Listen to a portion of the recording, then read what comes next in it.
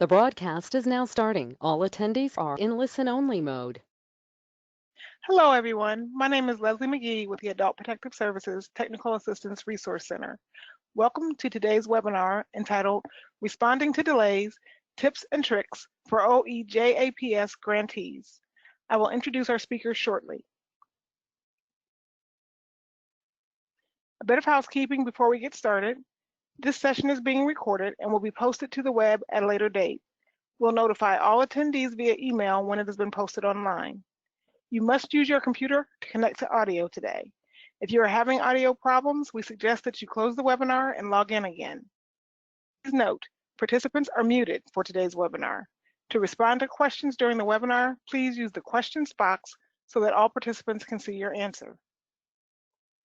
Our presenters today are Elizabeth Petruy and Aiesha Gurley from the Office of Elder Justice and Adult Protective Services. I'm going to turn it over to Elizabeth now, and she and Aiesha will introduce themselves. Thanks so much, Leslie. Hey, good afternoon, everyone. This is Elizabeth Petruy. As Leslie stated, I'm an Aging Services Program Specialist in the Office of Elder Justice and Adult Protective Services at the Administration for Community Living.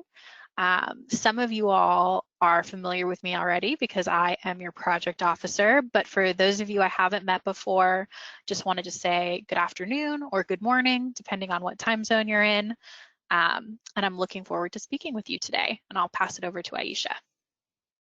Hi, welcome. I am Aiesha Gurley Parry, one of the project officers here within the Office of Elder Justice and Adult Protective Services. I won't reiterate all that Elizabeth said, but welcome. And for those of you who know me, thank you for joining this webinar. Elizabeth, I'll pass it back to you. All right, thanks, Aiesha. And Leslie, if you want to take us to the next slide, that'd be great. All right, so our objectives for today, just first of all, this isn't really an objective, but set expectations. Nothing that we're going to talk about today should be new information. And what I mean by that is this is a reiteration of what you should be hearing from your project officer in your monthly or bi-monthly check-ins. It's what's available on the ACL website in the grantee managing a grant section. But we wanted to discuss some common causes of delays in your work plan that you may encounter as you're going through your grant, and some uncommon causes, as well as to identify steps that you should take to respond to those delays and to talk through some potential scenarios of what you might be seeing. So we are going to move to the next slide, and Aiesha will talk about some of those common causes.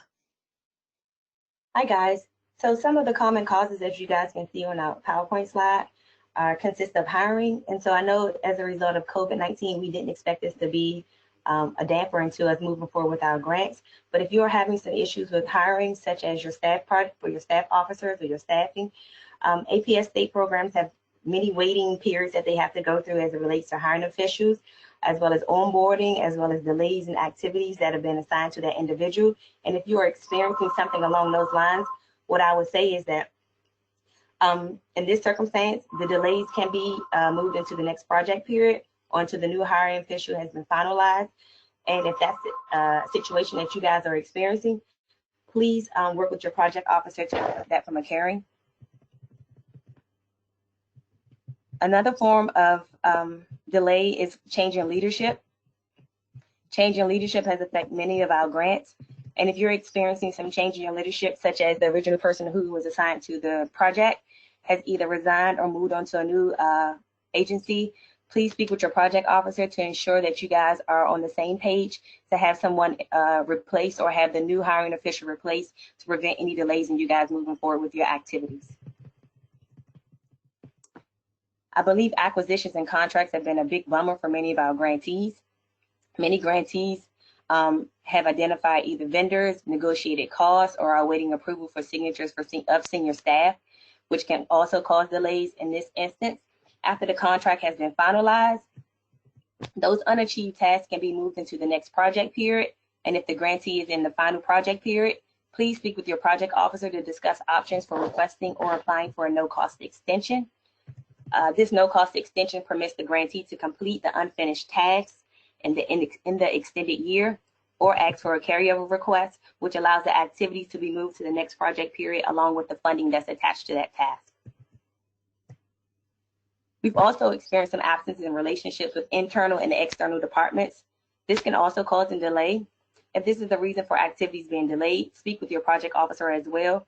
He or she may be aware, and if they aren't aware, they may potentially assist you with establishing new partnerships or rekindling those partnerships that were identified in your original application submission. And one of the main bummers, I believe, for you guys as it relates to common causes are technology confusion, which has also been a part of Grant Solutions. I know it has been a challenge for many of our new grantees. Grant Solutions is created as a single system where funding applicants and federal staff are able to review the awards, as well as upload documentation, as well as review their physical requirements. And don't forget to upload your semi-annual report, as well as your federal funding reports. If you're having difficulty uploading these documents into Grant Solutions or accessing Grant Solutions, reach out to your project officer. He or she will be able to assist you with gaining access, or even providing a tutorial to walk you through the process of uploading documents or navigating through Grant Solutions. Elizabeth, I'll turn it over to you. Thanks, Aiesha. I just wanted to add on a little bit to what Aiesha said to mention. So these are common causes for delays for all of our grantees. And this webinar is specifically being hosted for our Elder Justice State grants, which are adult protective services at the state level, and our LEAP grantees, the Legal Assistance Enhancement Program grantees. So this is not unique to APS. These are delays that are common across basically anyone who's applying for federal funding. So we want to make sure that we're really being clear that this is not unique to anybody. I think that in my conversations with grantees, I've had people say, like, you know, it feels like this has just gone on for so long. Like, I was just talking to someone earlier this week where we're almost at the end of year one, and they're still waiting on final signatures from their contracting department in order to execute this contract. And their partner is willing and raring to go. Like, they're just waiting for the ink on that piece of paper. And I said, you know, I am so sorry that you're going through this, but I'm honestly not surprised, because this is so common in all of the grants that I've overseen. All right, Leslie, if we want to flip over to the next page. So what Aiesha just went through, absolutely, I think I've seen all of those issues in one grant, but every grant I've had has encountered some kind of one of those delays. But there are also a couple of uncommon causes that, one of which we've all run into this year, which is the COVID-19 pandemic. But another unusual sort of cause that I've seen for delays is legislative approval needed to accept federal grant funds. There are a couple of states that have their either in their constitution or in their just their processes, where they actually have to wait once they're awarded before they can begin any activities or accept the money for a committee within the legislature to vote to approve that. So that's caused some delays for grantees in the past. Now, that's sort of something of like, okay, you let your project officer know, and then you kind of are at the mercy of the legislature at that point until they get you on the calendar, get everything approved, and then you can move forward. That's just an example of where we need to be in like communication so that our expectations as project officers are reasonable. Now, with this coronavirus pandemic, this has really been an evolving situation, and we don't know when it will be resolved, and it's impacting our grants in a lot of different ways. It may be that everyone is working remotely and it's harder to get a hold of people, or people are in different time zones and so their work hours are kind of staggered. People have child care responsibilities, they're trying to do homeschool, they have other caregiving responsibilities, and they're trying to do their job. I personally have been having internet outages, which the company shall not be named, but I'm not thrilled with them. So there's kind of a whole host of problems that have come out through this pandemic that weren't expected. Another one that is really problematic is for our grantees that were intending to do in-person interviewing, case consultation, doing referrals to in-person services, wanting to do surveying, all of those things that they had intended to do in person with older adults. They're now thinking, well, how can I pivot this to either do it remotely over the phone? Can I mail my survey out? Is that going to affect my return rate, which will then, do I need to expand the time that I need to collect my data? How does that impact our final results? So this has been a really unusual situation, and we're all, it's impacting all of our grants differently. So we just wanted to be clear, we absolutely acknowledge that this is an unusual situation, and we want to work with you to make sure that your projects can be as successful as possible. All right, so let's move over to the next slide, and I'll pass it back to Aiesha.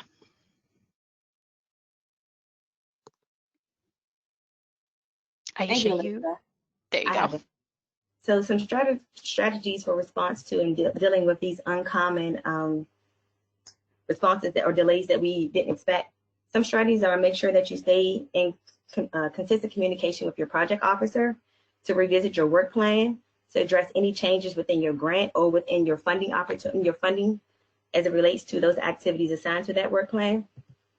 Revise your budget if there are any monetary adjustments that are required, as well as explore options, as I stated earlier, regarding a carryover or a no-cost extension. These options can be explored with your project officer to prevent any delays or carry those activities to the next project period or to an extended year if your grant is approaching the end of its grant cycle.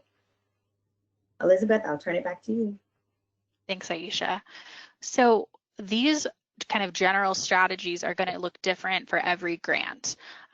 It may be that your activities that you plan to do in year 3 are something that you could carry out now without completing the year 2 activities. Kind of every project is different, and sometimes they're not necessarily consecutive in how the activities are laid out. So that would be a situation where if you had like an in-person, if you wanted to do a series of focus groups with older adults, but you're like, that's really not safe right now. We're not sure how we can have those focus groups happen in a way that is responsible for our clients, that is to our staff. We don't have the PPE, et cetera. But you had another activity that you were planning to do later on that doesn't require that in-person kind of logistics right now. That would be a good example of, okay, well, let's see what we can move around to make this work. However, in some cases, your tasks are consecutive, they build upon each other, and you can't move forward to those year 3 activities without completing those in-person focus groups. And that's when you need to look at, well, can we pivot those to being remote somehow? There's challenges inherent in that too. If your clients or the people you want to have in that focus group are familiar with Zoom or all of the various platforms that we work with, are you going to be able to support them to be able to do that successfully? So there's a lot of different considerations to think about. Let's move over to the next slide. Okay. Obviously, the best time to think about what you would do in case something goes wrong is before it goes wrong. So before a crisis happens, one thing that we really want to repeat that we think is so important is to identify your key stakeholders ahead of time and to build those relationships with people within your organization who can help you move quickly if you need to make some of these changes. For example, if you're looking at your work plan and you realize, well, a big part of our project was hosting an in-person conference, and you can no longer host that conference in the same way that you envisioned, you're not going to be able to book that venue. The technology that was going to support that is not needed right now. Maybe you're planning to move that to year 3 in this case. That requires moving things around in your budget. You're going to reallocate those funds between categories, and you may need to submit a budget revision. You'd really need to know who in your fiscal office can help support you making those changes so that you can fill out the paperwork needed to get that amendment done, sent in through Grant Solutions. It's easier if you know who that person is ahead of time rather than you kind of frantically trying to track that person down, knowing that you have sort of a time crunch and then having to also, make that introduction to that person at the same time that you're saying, and I really need you to do me a favor. The same thing with acquisitions. It can be so frustrating to be just waiting on a nameless, faceless person to respond to you when you just really need to get your contracts executed. But if you can identify who in the office can help you with that, it really makes sense to do that before you need something from them than after. And when I say who needs to sign off when you need to make a change, something that I have encountered with several of my grantees is that when the person who filled out the application wrote down who the contact people were going to be, there's two people that have to be identified for key personnel. There's a person to contact in regards to this grant, who's usually classified as the project director, principal investigator. And they're going to be coded as the person who is our kind of day-to-day contact once you're awarded. And then there's a person who signs off who has the authority to make this application, and that's the AOR, or Authorized Organization Representative. Sometimes it's the same person. It could be the project director and the AOR. You're just going to identify your, the head of your executive director or whoever in leadership. You're going to identify them for both on the grant, and then you'll kind of figure out who the point person is for the grant later. But I've also had situations where the person who filled out the application put the AOR as, like, say, the secretary of Health and Human Services for the state. And then when later on down the road, when you have to apply for these amendments to make these changes, it can be kind of hard to get a hold of the secretary of your organization to sign off on a document to go into Grant Solutions, and they may not remember what this grant is. They may be very busy and hard to get a hold of.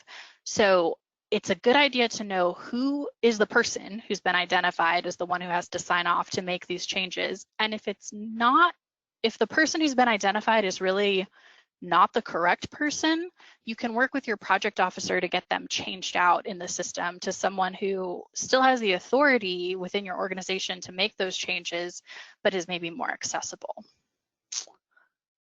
All right, and I will hand it back to Aiesha on the next slide.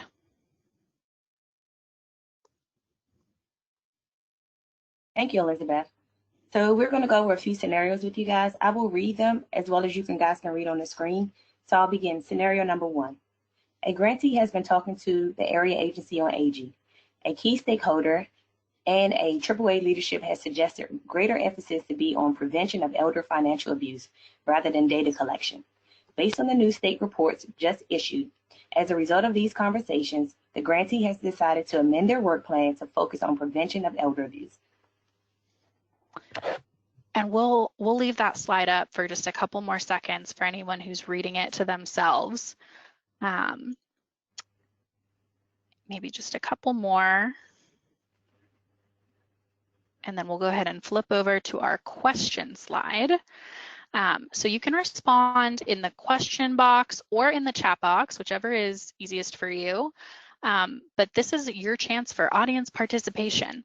So everybody out there who's listening, please respond to us and let us know for that scenario where the grantee has been talking to the AAA leadership and they want them to kind of put different emphasis within the grant than was originally intended.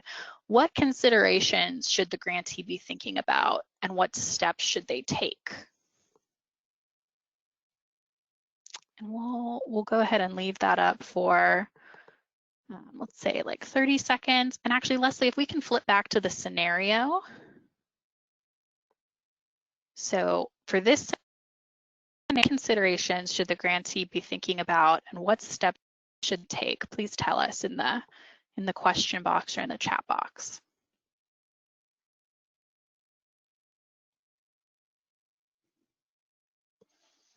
Not everybody at once.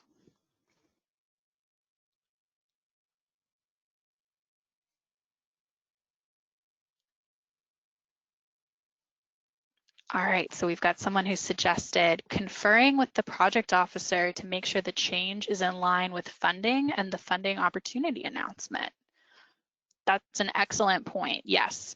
If the emphasis that the AAA is suggesting to put more on prevention of elder financial abuse rather than data collection, if that wasn't in the original proposal, that's kind of a significant change to the work plan.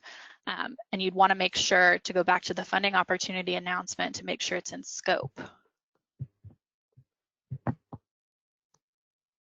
You'd also want to make sure, what does greater emphasis on prevention of elder financial abuse mean to the AAA leadership? Is this something that was already kind of part of the grant, but they just want you to spend more time on it? Can you put more time into it while still meeting those data collection efforts? All right. Andy, I'm still only seeing that first question.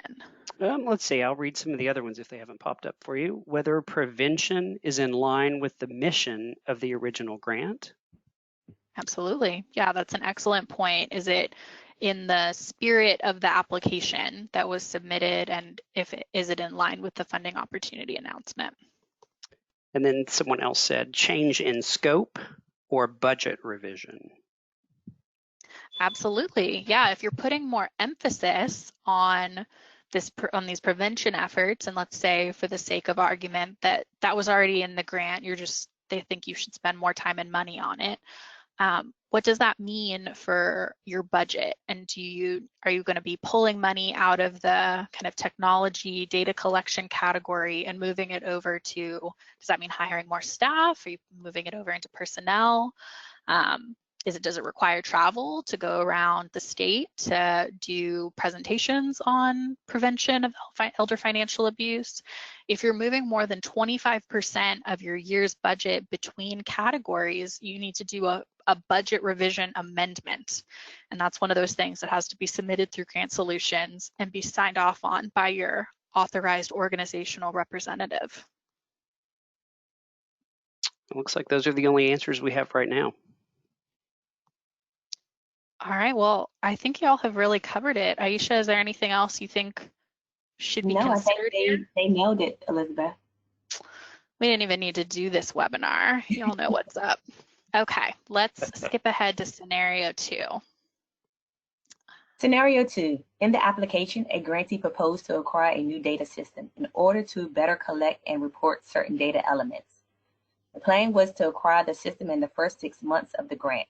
But after speaking with the person who will sign off on the proposal, the grantee learns it may take 3 to 4 more months. Elizabeth, back to you. All right, thanks, Aiesha.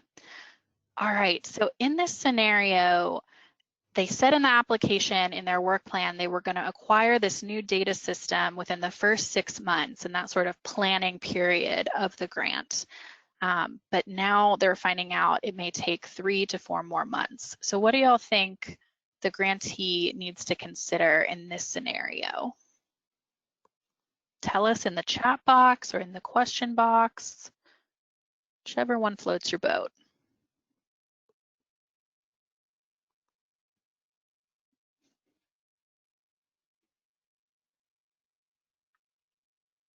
Looks like we haven't had any answers just yet.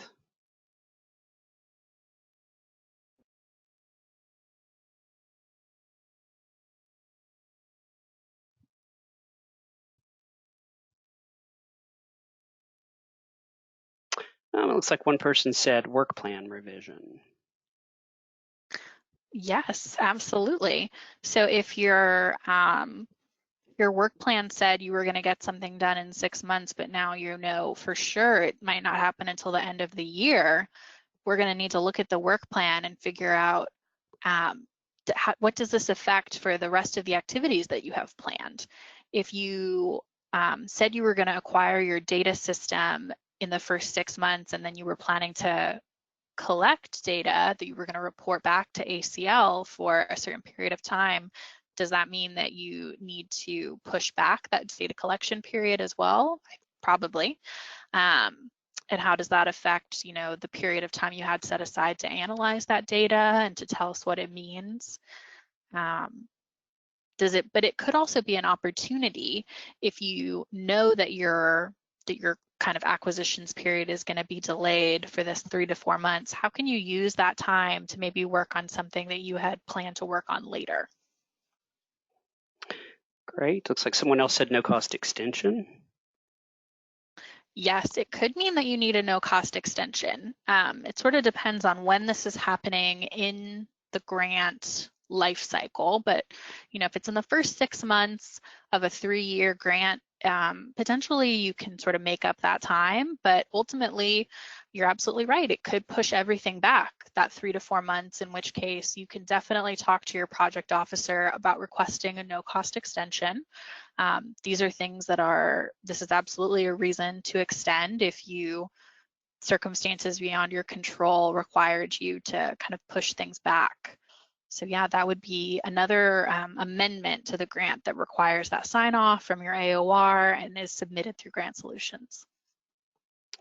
Looks like someone else also said consider either carryover or no cost extension to complete the scope, also an updated work plan. Yes, so absolutely. Carryover is a very good point here, because let's say it takes more than 4 months. Let's say you plan to acquire this data system in year 1, but you can't sign the contract until year 2. So the funds that were allocated in year 1 for the contract actually won't be spent until year 2. So now you've got this chunk of money that you plan to spend in year 1 that you haven't spent. You're absolutely right. You're going to need to do a carryover to move that from year 1 to year 2. And then finally, someone said talk to the PO. Woman after my own heart. Yes, you absolutely should talk to your project officer about all of these things. That is the recurring theme of this webinar. We really want you to be in communication with us so that we can help you and walk you through all of the paperwork requirements. Great, and that's all the responses we have right now. All right, let's move it over to the next scenario. Scenario 3. After speaking with project stakeholders, the grantee decides that funding should be reallocated to spend more on enhancing an employee training and retention program, and less on a planned statewide conference. This change means more than 25% of funds for the year will be moved between categories. All right, thanks, Aiesha. So tell us, and Andy, I figured out how to pop the questions out, so I think I can read them now. Okay, good. Let me know if you need help. Thank you so much. So tell us in the chat or in the questions box, what does this mean for you as the grantee, that now that you are, you're going to reallocate funding between employee training and retention and spend less on a planned statewide conference? Budget amendment should be done. Absolutely, Margie, you are exactly right. So the key number here is 25%. If you meet that 25% threshold where you're moving funds between categories, you actually need to do a formal budget revision. If it's less than 25%, you still want to loop your project officer in on this whole discussion, so that they can be of help to you, but we don't have to do the formal amendment through Grant Solutions. Yes, absolutely. Request a budget amendment after you speak to your project officer. You nailed it.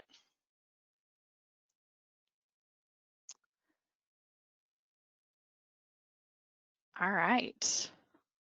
Let's hit the next one. Scenario 4. The project director under the grant has been reassigned, leaving the grant coordinator suddenly in charge.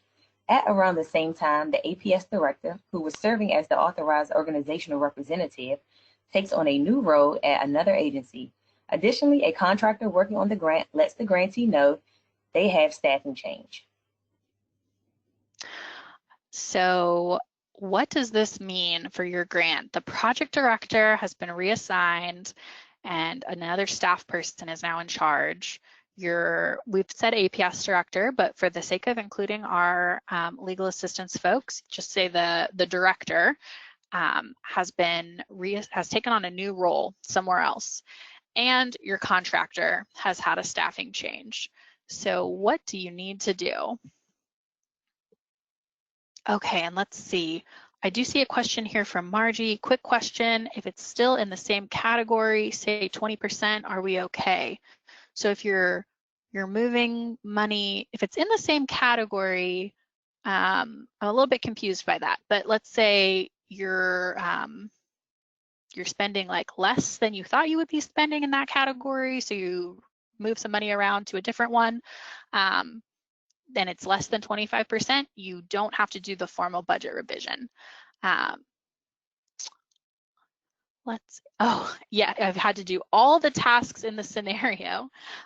Yes, you are exactly right. You have to do a change in key personnel, but for which of these trigger a change in key personnel?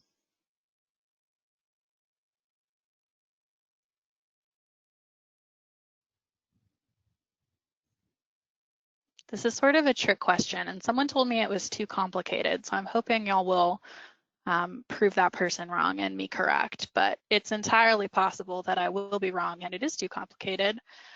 I've been wrong before, so it would not be the first time. All right, I'm not seeing any more responses. No one wants to take your trick question, Elizabeth. All right, I give. I was wrong. It's too complicated. Oh, Mariah, yes. Both the PIPD and the AOR require an official change in key personnel. Yes, you are exactly right. The change in the contractor staffing does not require a change in key personnel form. That is something that you can definitely let your project officer know about. It may mean that there's going to be some delays on that side, and so it's definitely something we would want to know, but it does not require that change in key personnel form. You only have to fill that out for the project director and the authorized organizational representative. So that's the main point of contact for the grant and the person who has the authority to make like legal changes to your grant or cooperative agreement.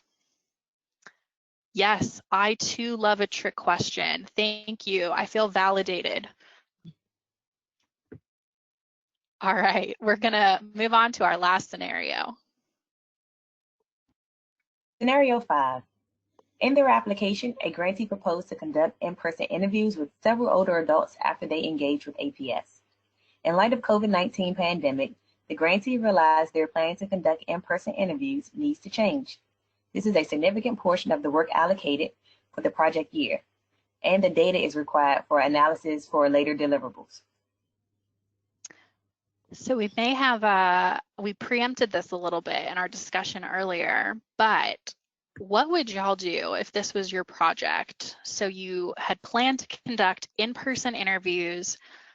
That's a huge portion of your activities for this project year, and you need those interview responses. You need to collect that data to analyze to project deliverables that you're turning into ACL at a later date. What do you need to think about?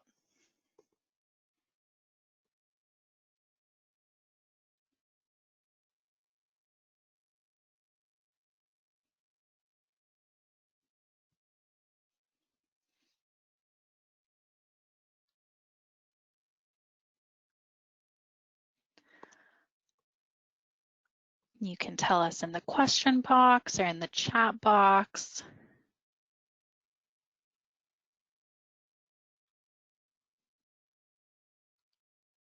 Y'all might be panicking, just thinking about if this was your grant.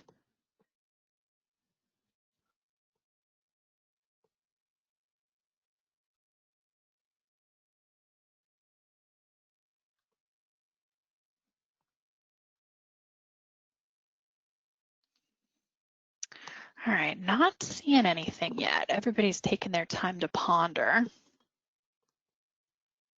Okay, we've got one. Revised work plan and consider changing format for interviews. Exactly. So those are two different approaches that you could take. So just like we mentioned earlier, is there activity that you had planned to do later on that is not dependent on conducting these interviews? And could you do that now and delay them until there is a time to conduct the interviews safely in person? Or can you change the format for the interviews? Is there another way for you to collect this information and data so that you can still deliver those materials that you told us in the application you would? So that's, could you conduct your interviews over the phone? Could you put them in a written survey format and mail them out? It might be that switching to one of those formats changes the responses that you get. And that's also something that you would want to document in your final report to ACL to explain, you know, in our application, we intended to do these in-person interviews. However, due to the COVID-19 pandemic, we had to switch to printing out written surveys, mailing them, and that meant that we only had a response rate of, let's say, 35%. That might mean, if you're thinking, oh wow, we're not really getting enough of these surveys back, we're not getting enough data, that you need to extend the period that you're doing it in order to make sure that you do have enough data to analyze. Someone said, update the work plan and talk to your project officer. Yes, tell your project officer what's going on. We know what your projects are, but we don't know them into the detail that you do. So it is your responsibility to prompt us on the challenges that you're facing so that we can help you brainstorm.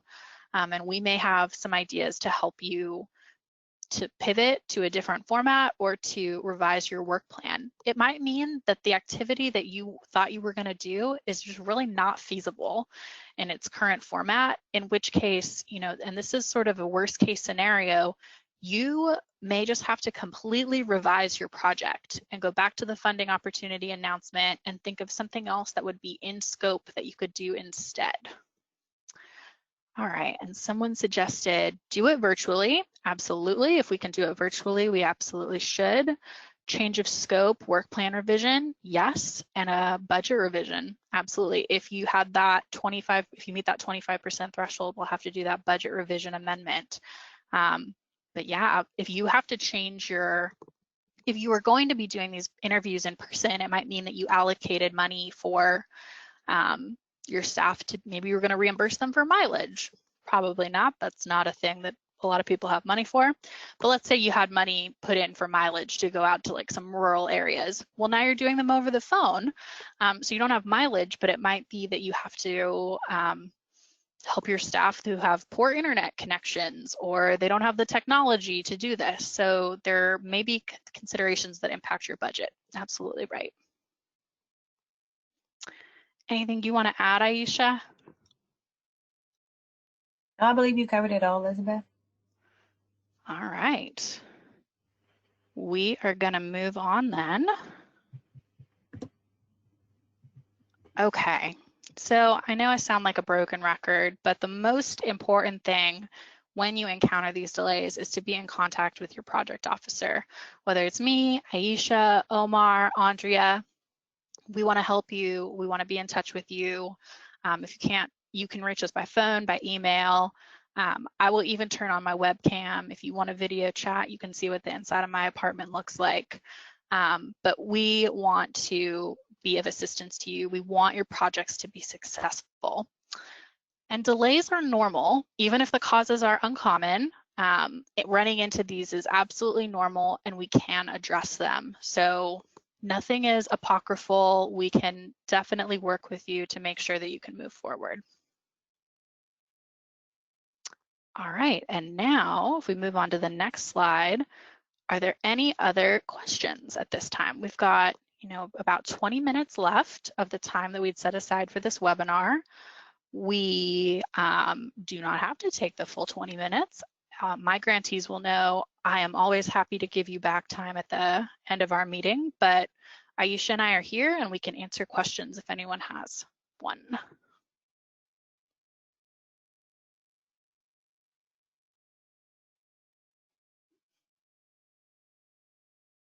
This is my first time being able to see questions as they come in, so I'm kind of fascinated by this. The curtain has been drawn back for you. Oh yeah, I've seen the wizard.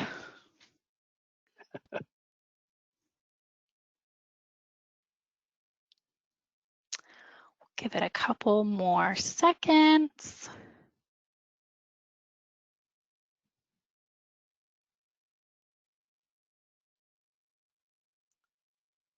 All right, not seeing, oh, we got one, okay. Is a no-cost extension only appropriate in the final year of a grant? That is a great question.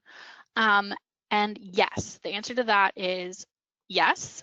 You would only apply for a no-cost extension in the final year of your grant. If you were thinking, if you're in year one, let's say, and you can't complete the tasks that you had planned to do in year one, that's when you're looking at a work plan revision, some of those other amendments that we talked about. But when you get to your final year and you're looking at your project cohesively and you're thinking, oh, we do not have enough time to complete our remaining objectives, that's when you're going to talk to your project officer about a no-cost extension to fulfill those remaining approved work plan activities, and you can request an extension of up to 1 year at a time. Theoretically, you can do a second no-cost extension. They are frowned upon, but possible.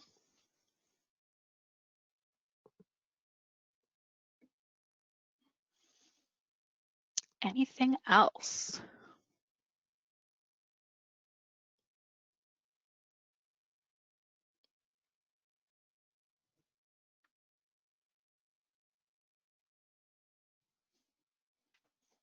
All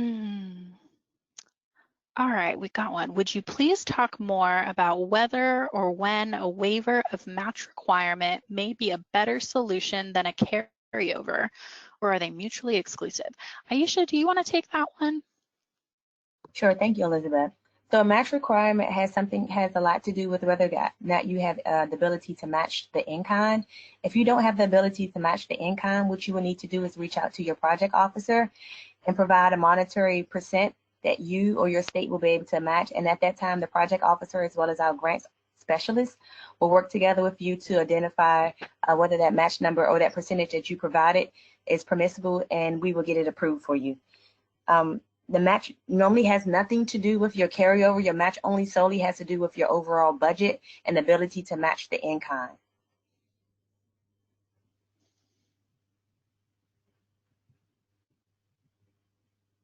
All right, great questions.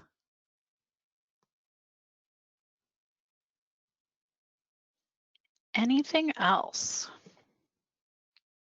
Clarity, please. So clarity on the last question.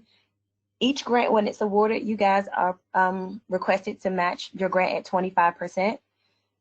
HHS or ACO has a waiver in which they will allow you to reduce the match requirement below 25%, and that's normally based on a financial hardship, or given right now the experiencing that we're going through is COVID-19. So many states' funding has been reduced. With the reduction, states aren't able to match the 25% in-kind. If that's a result of your budget being reduced or your funding being cut as a result of APS or your LEAP grants, what I would say is reach out to your project officer, inform him or her that you guys aren't able to meet the match, and the match requirement in which you guys are able to meet may be 5%. And if it's approved, then that's the match in which you guys will be able to, that's the amount or percentage that you guys will have to meet for your match requirement. Okay, so I think hopefully we've given you some more clarity on the waiver for match. We've got a question on what is the difference between a carryover and a no-cost extension. So a carryover is moving money from 1 year to another for the reason that you weren't able to complete the task that money was assigned to. So you're going to move the money from between budget periods. A no-cost extension does not have money attached to it. It is specifically having to do with tasks that are not left, that are left undone. So when you get to your last year and you think, okay, we still have to complete our we haven't finished our data system overhaul, and so we can't complete our tasks until we do that. So you would request a no cost extension. So no cost, no money, just adding time on to the project period in order to complete the tasks. Okay, and then, so another question, let's see. Any budget change under 25% requires no formal budget revisions, but that should still be reflected, or don't worry about it at all. So if you're revising your budget, and let's say, you know, you thought you were going to have to spend X amount on purchasing training, but then fewer people than you think need to complete the training, and so it costs less than you thought it would. So you've got money left over to move into a different category. If you're moving more than 25% of a year's budget between categories, so let's say moving between staff and personnel and travel, you have to submit an amendment through Grant Solutions and get that formally approved. If it's less than 25% in a year's budget, moving between categories, you don't have to do the amendment, but you still have to talk to your project officer about it. Anything you want to add on that, Aiesha? No, you covered it, Elizabeth. Perfect. Okay, good. Glad we could answer that. Oh man, you're doing a webinar on your phone? That is bold. That is a bold choice. I'm glad you got your question through.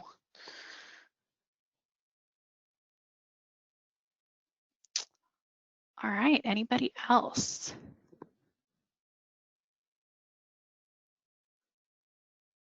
All of this Grant Solutions amendment stuff is very non-intuitive, so we absolutely want to make sure that we can help you understand it. Aiesha, I'm going to defer to you on this question. How is indirect cost calculated? So indirect cost is calculated by the percentage in which your grant award amount is. So hypothetically, so 25% of your grant award, your grant may be awarded at $100,000. So 25% of that will be $250,000. I mean, $225,000. So with the $25,000, you have to find a way to either offset that with indirect costs, meaning volunteers. Your state may offset it with some funding, or your agency may offset it with some funding. So that's how indirect cost is counted. It's according to the monetary amount in which the grant is awarded at.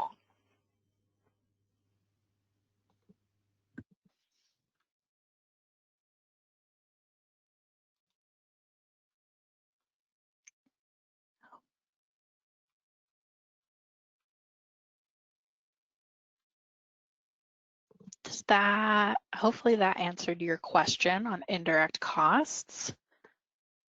Anything else?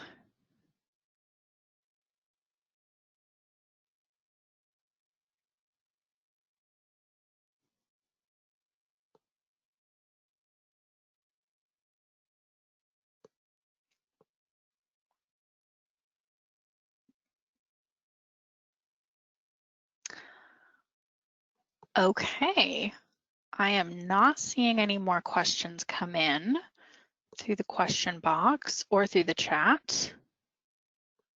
So I just want to reiterate that if hearing this presentation has sparked a question about your own grant, that you get in touch with your project officer. We're happy to walk you through it. And we don't operate, we're not lone rangers in this office. We work as a team. So when you ask one of us a question, you get the benefit of everyone's experience. All right, well, that concludes our webinar on responding to delays, tips and tricks for OEJ APS grantees. I just want to thank everyone for taking the time to participate and for your thoughtful responses to our scenario questions. Hopefully we have addressed your concerns, and if not, you know how to get a hold of us so that we can. Thank you again, and we look forward to speaking with you at your next check-in call.